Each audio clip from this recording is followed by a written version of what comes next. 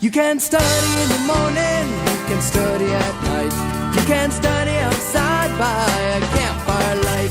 You can study with the Rabbi. Next week, I'll be traveling to Washington, D.C. to join the AIPAC Policy Conference. As part of our conference, we've been told that we'll be addressed by Benjamin Netanyahu, the Prime Minister of Israel.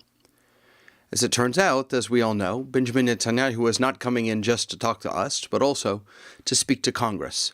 And there's been a tremendous amount of debate about whether he should speak and the circumstances that led up to him speaking and who should go hear him speak. Just a couple of weeks ago, or perhaps a week ago, Elie Wiesel published this ad in the New York Times, the Saturday New York Times. Will you join me in hearing the case for keeping weapons from those who preach death to Israel and America, he writes. He talks about how this week that Netanyahu will be speaking to Congress and to AIPAC is also the week that we celebrate Purim. When we drown out Haman's name, we drown out Haman's name. And we talk about, and he talks about, the connection between those who have wanted in throughout history to do us harm, Haman, Amalek, Hitler, and those today who wish to do us harm, those who want to wipe us off the map. The problem with this entire discussion, from my perspective, is the context. You have Benjamin Netanyahu on the right, yelling and screaming and preaching that Iran wants to kill us. And you have other people on the other side who are saying that may be true, but yelling and screaming about it isn't going to help us solve the problem. And in fact, there are respectable, reputable sources that question the rhetoric that Benjamin Netanyahu was using with regard to Iran.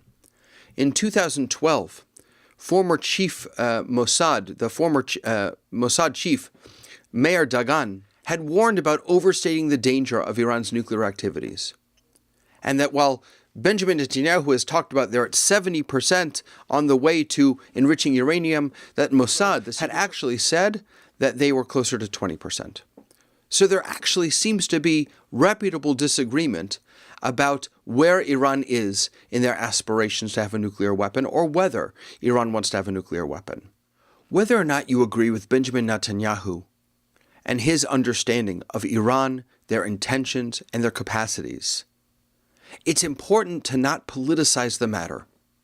It's important for us to have a reasoned and thoughtful debate about how we deal with those who wish to do us harm, about how we interact and how we counteract those who wish to do us harm and those who wish to gather the energies and the forces and the capacities to do terrible things in the world.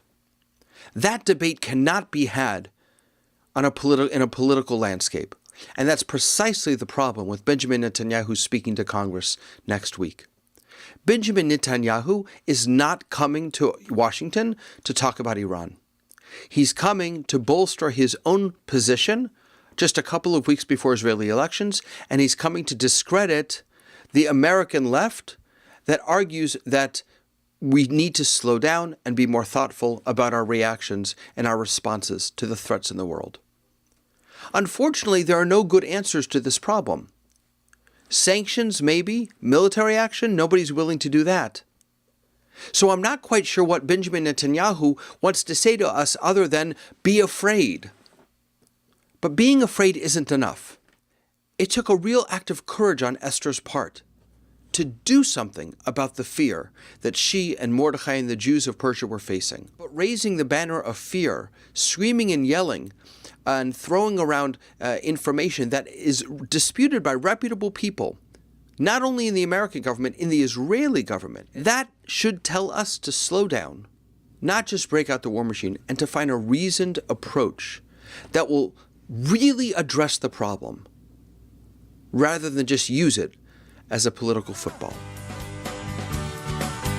It's okay as you will see that we're bound to disagree. Don't have to see eye to eye to make the Torah come alive. Now that I've had my say, let's not waste the whole day.